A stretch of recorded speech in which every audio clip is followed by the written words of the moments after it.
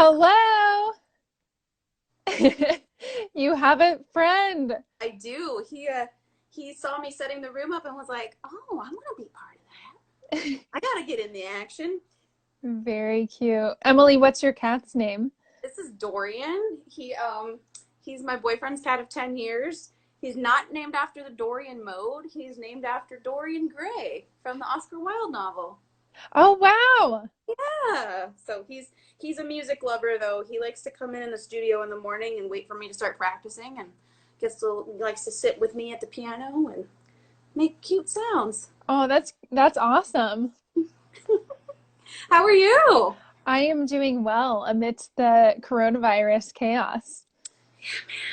It's weird. We had It our is a little weird. faculty meeting this morning about what we'll be doing at GRCC in the fall, and there's still so much up in the air, but we're doing our best to be able to deliver online material and keep it going. So, Yeah. All right, Emily. So, for anyone joining us who isn't aware, I have started these interviews with fine arts industry professionals just to keep the conversation going about the arts and the importance of the arts. And Emily here is so talented. She is a musician, vocalist, teacher, music therapist, so many things. So, Emily, can we start off with you just introducing yourself and how you got into your career and how it is now? sure, I'd love to. So I grew up in Roanoke, Virginia. So I'm actually from the Appalachian region. So I spent my first 22 years down south in the mountains when I went to Appalachian State University to study music therapy and voice. I had the great honor of studying with some phenomenal professors down there and just really cultivated a love for the profession and just being involved in music in many different ways. And so after that, I moved to Grand Rapids in 2013, which is weird. It's been 7 years. I don't feel like it's been that long. Wow. 7 years to be a music therapy intern at the Franciscan Center out in Lowell. And so following that experience, I applied for a hospice position where I got to be a part of a hospice team. So I did that for about 4 years. I worked there full time as the hospice music therapist. It was a wonderful experience. Hi, Jamie. She was my co-intern at Franciscan. Hello. Oh, fun. And then after that, I finished up a master's in education at Grand Valley and decided to kind of blend education and therapy and all sorts of things together. And then I switched over to teaching at GRCC part-time, and then running my own studio part-time, and then starting a music therapy business part-time. So it's been lots of different juggling of musical balls, community involvement in choirs and orchestras and things of that nature. That's how we met. So yeah, it's been a real ride. It really has. I mean, the music community in Grand Rapids really just opened their arms to me, and I was so grateful I stuck around. And you guys stole my accent too. I don't sound southern anymore, so it's kind of funny. Good. So Emily, I actually don't know a lot about music therapy at Sure. all. Can you describe that and specifically what you do with your business? Absolutely. So music therapy, I'll give you the clinical definition of what music therapy is and kind of break it down.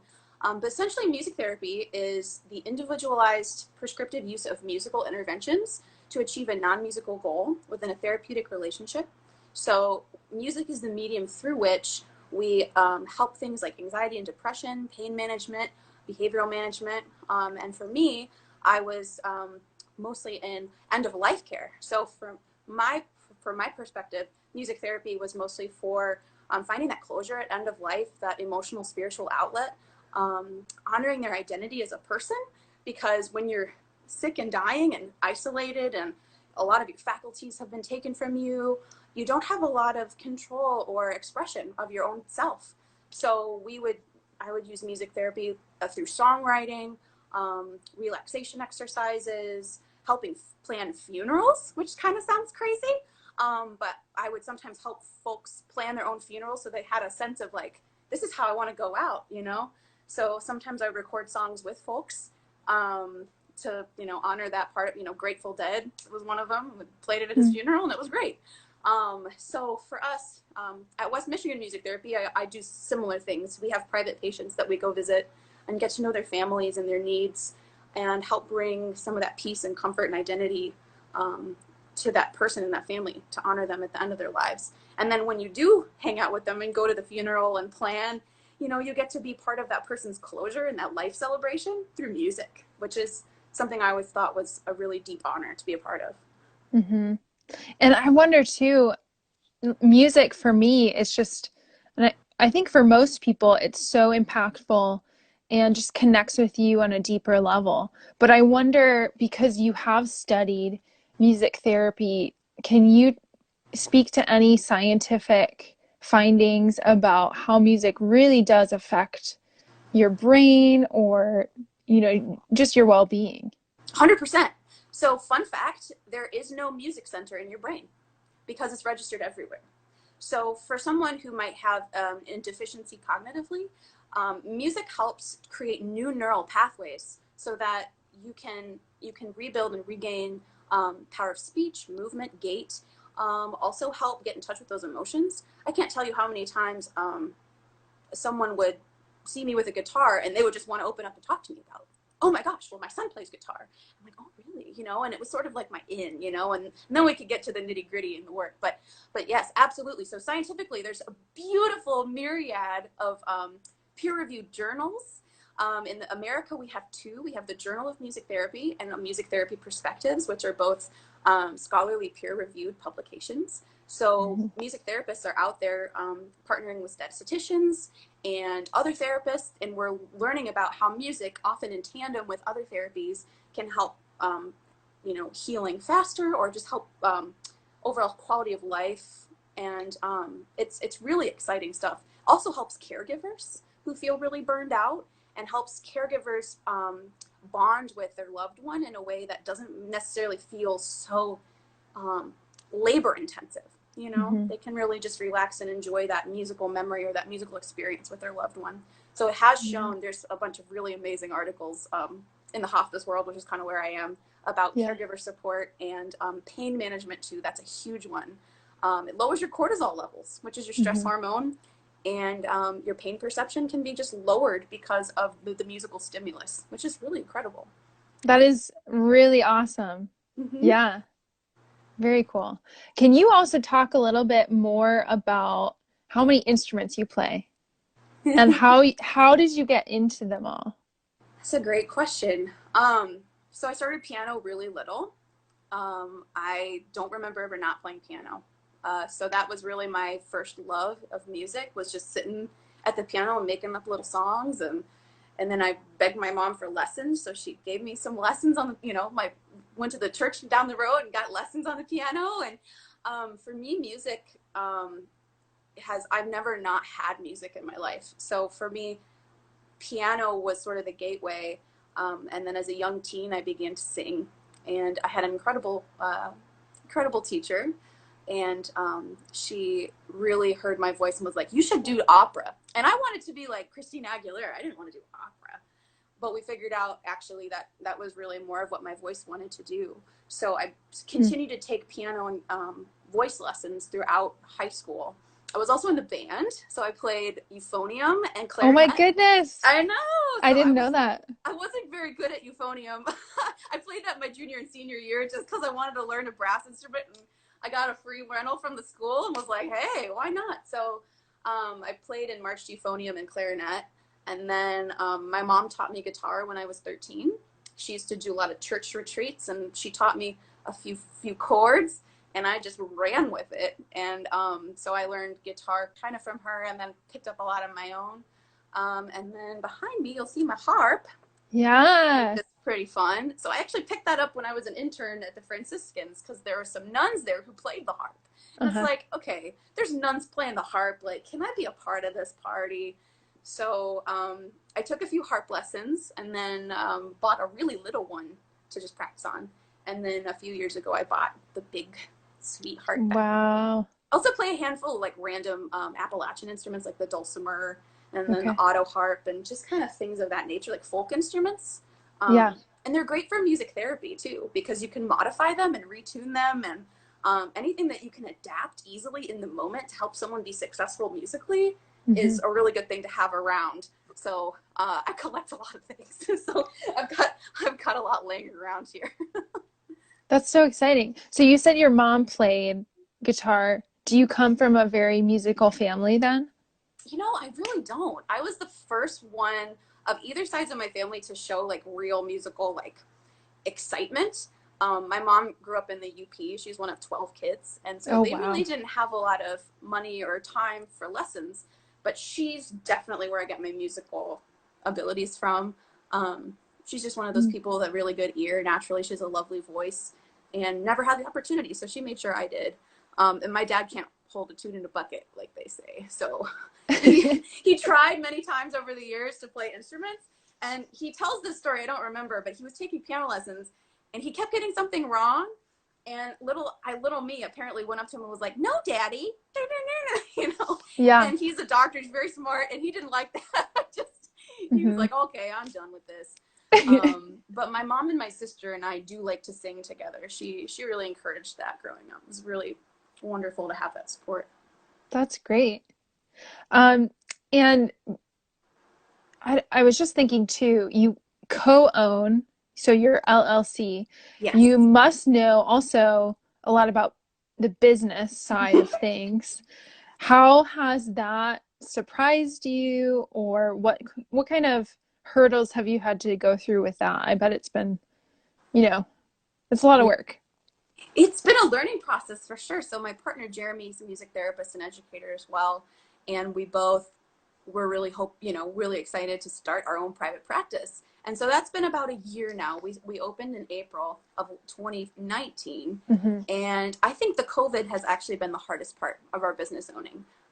We were really excited. Kind of around December, we were going to be able to fill some positions here in town with music therapists, and we were really doing a lot of advocating in the community for music therapy and trying to partner with new organizations, and kind of just there's tons of need in Grand Rapids. So we were just hoping to plug in, and we were really starting to do that. So unfortunately, the COVID has slowed us down. But what surprises me and continues to is just how much people still don't know about the music therapy world, and how excited people are when they do hear about this resource in the community. They're just like, well, why don't we know about this? So even though Grand Rapids and West Michigan in general is a really, really good spot for music therapy, it surprises me that there's still such like a mystery around it. So Jeremy and I really spend a lot of time doing community advocacy and lectures around town to get the Mm. word out, because Yeah. unless you've had a family friend or a loved one that has received music therapy services, or maybe you saw like a little news blurb about it, people don't know we exist and are walking among you. So that's we're always just trying to spread the word. But yeah, this COVID stuff has been really tough, because we Yeah, can't just like really, our patients are so vulnerable. They're old, and they're yeah. they're already dying of an infectious disease. We don't need to give them another one. Hmm. Yeah, that's hard. Have you guys connected with them at all via technology? Um, we unfortunately, a couple of my patients are in very rural areas, and they just don't have the capability to keep that going. Hmm. But I do know some colleagues who are providing telehealth services, and Jeremy was starting to get some of that set up with one of our contracts. So hopefully that Yeah. will be kind of up and running. But it's tough, the musical Yeah. medium over the internet. You don't get that beautiful biofeedback and that energy of the person in the room with you. So that's been. Yeah. Hmm. Yeah, I teach violin lessons and teaching online. I'm still doing that and it's good, but it's not the same. It's definitely not the same. And you realize too how much you want to like put your hands to just even that touch, or that oh no, that your finger goes here, or that stuff that we take for Hmm. granted when we're just sharing a space with someone. Yeah. Yeah. So, Emily, actually my next question, and then Yeah. we had the audience question, which you might Right. have touched on a little bit. But my next question for you was, you have been involved in so many projects musically. What has been your favorite, apart from music therapy stuff, maybe performance? Like, what has been your favorite Mm. performance opportunity that you've taken part in?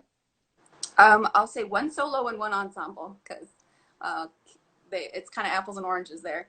I have to say, you were there for my favorite solo performance. Was with that VPO at the listening room. That was like a bucket list situation to get to put on a ball gown and sing opera with an orchestra for your community. That was like dream come true land. Yeah. So, because I'm not involved super heavily in the opera world and like in solo performance work, the fact that Tom Pike of VPO extended that opportunity to collaborate with you guys and to put that Mozart together was so special. It was just really something that I'll treasure forever. And then in terms of my big, like ensemble experiences, I would honestly say singing with the GR Symphony Chorus when David Lockington was director. We did the Bach B minor mass at the Cathedral of St. Andrew, which is where I was attending at the time. And that work is just so huge and so spectacular and so difficult that once it was all put together and David was up front and conducting us, it felt like we were all riding in this huge like Porsche together, and David was conducting and he was just like pulling gears and we were all singing, and it was just like I almost cried. Like I was so hyped up from that experience. And that was Hmm. really a very special and moving thing to be a part of. Yeah. That's amazing. Thanks. Really cool. Our audience question for you was related to your music therapy stuff. Yeah. And you might have touched on this a little bit, but how did you get started using it? Like, I guess maybe the question is like maybe what was your first session like and what techniques did you use? Yeah, absolutely. So just to kind of preface, so you go to school and your degree is actually music therapy. So just like you would study cognitive therapy or like psychotherapy in college, you study music therapy as its own discipline. It's really wonderful. So my first experience in music therapy as a student, you get to do practicum sessions. So they set you up in different environments. So I got to work in a psychiatric hospital when I was an undergrad, and I worked in gosh, yeah, school. We worked with an at-risk, that's not like the proper nomenclature now, but we worked with an at-risk teen program, worked with dementia patients in a locked unit for a while. And for us, I mean, I got involved just because using a live musical medium is such a powerful thing. I mean, there's so much change that you just see right away. I remember, I think the first group I ever actually ran myself was a group of adults with developmental disabilities. And so it was like 25 to 75. It was a big age range. And one of my favorite things to do was to kind of do like a rock band experience for them. And then we would kind of adapt instruments to play like one or two chords so that, if Judy wanted to hear Michael Jackson or something, we could just like modify the song. And then someone was over there on drums. And it was like this group cohesion experience for them. And it was fun. And they were working on motor skills, they were working on social skills, they were working on all kinds of, they were working on being able to take direction and follow a one-step direction. So we could build all of that into a super fun musical hour. Hmm. And I think that really opened my eyes to like, oh my gosh, this is therapy. It's fun. It's creative. It's spontaneous. I go in there with a plan, and who knows if it's gonna go the way I thought it would go. But that was a really, really exciting thing to be a part of at first. And yeah, just getting into music therapy. I mean, you hear the word music therapy, like that's real. Like that's a thing you can do. And ever since I heard about it when I was 15 years old, I was like, I gotta know what this is about. And now it's been 10, 11, 12 years since I got involved. So, Hmm. Do you usually run? I bet it changes depending on a person's needs oh yeah. or but does it help to have a co-leader or do you usually do things all by yourself? It's a great question. For me, I've done work with partners or with other music therapists, and I've done solo work. It's always great to have an extra set of hands just to Hmm. help with passing out of instruments and all the logistics of things that happen in a session. The more, the merrier. Hmm. But most of my work in hospice was done one-on-one, and I do prefer the one-on-one environment for a lot of reasons. That's the most experience I've had. But just it can be a very tender and a very private experience too. You know, if you're going through something difficult and you bring in a song that's very evocative to you, you might want to just share that with your person, like with your therapist. You might not want that big group context. So yeah, I mean, musical preference is a huge part of it. You know, I wouldn't bring Snoop Dogg into the nursing home unless they really wanted it. You know, it's all about the associations that have been made with a certain kind of music, or we're writing our own music. So it's all about the person involved, their preferences, their needs, what are their goals. I'm not going in there singing Amazing Grace just because it's nice. You know, we're talking about death. We're talking about salvation. I don't bring in Hey Diggity, oh no diggity, whatever. To, you know, it's all about the context of the music for that person. Like I sang Kid Rock at a deathbed once because that was a special song for them. Yeah. You know, and it just the experience from person to person. And that's part of why music therapy is so exciting. Because you could have a morning of Frank Sinatra and an afternoon of bluegrass Billy Bob down the road with the banjo. You just don't know what's going to happen. Yeah. Yeah, I bet you have a lot of different experiences, a lot of stories. Yeah, I've been thinking about putting them down in some kind of a memoir or writing poems. It's overwhelming sometimes because it's like, oh my gosh, that person was so special and I was with them every week for a year. Like how do you encapsulate that? But yeah, I've been very fortunate to have been in that environment with those folks. Yeah. Awesome. And then can you describe your love for music? I know you said that when you were young, you were just drawn to it, but can you go into a little more depth of not only when you started, but how you knew, like, yes, I really want to continue pursuing this? Yeah, it's a great question. Um, I was thinking about that. It's sort of like, what is music to you? It's sort of like my mom. It's like it's been with me since the beginning. It's always been there for me. It's like I can't imagine my life without it. It's kind of like my mom. But for me, like it was just always it almost like never occurred to me not to do music. As crazy as that sounds, like I remember it was like a career day or something in first grade, and the teacher was like, "What do you want to be?" And I was like, "Well, I like reading. Maybe I'll write stories." And then I realized, like 2 hours later, I was like, "I play the piano. I'm a musician. That's what I already am." Like my little first, second grader was like, "This is my life now." And it's weird that I actually remember that because I was like, I don't have to figure it out. Like, Yeah. and I know that's kind of a freak thing because most people are like, I don't know what to do with my life. And, you know, my sister's kind of that person, you know, she's got a lot of different areas she wants to go in. And for me, I was just like, yeah, I want to do this thing. And I was very fortunate to have the support from my mom and dad, and then from the teachers that I had. They were very encouraging. So it just kind of was like, let's do this thing. That's awesome. Thanks. Yeah. Um, can you talk a little bit more about your teaching at the community college? I love to. I'd love Yes. to.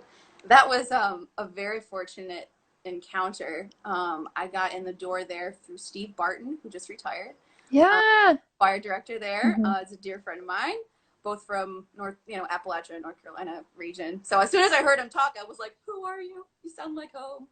And he called me up and said, "Why don't you come teach voice for us?"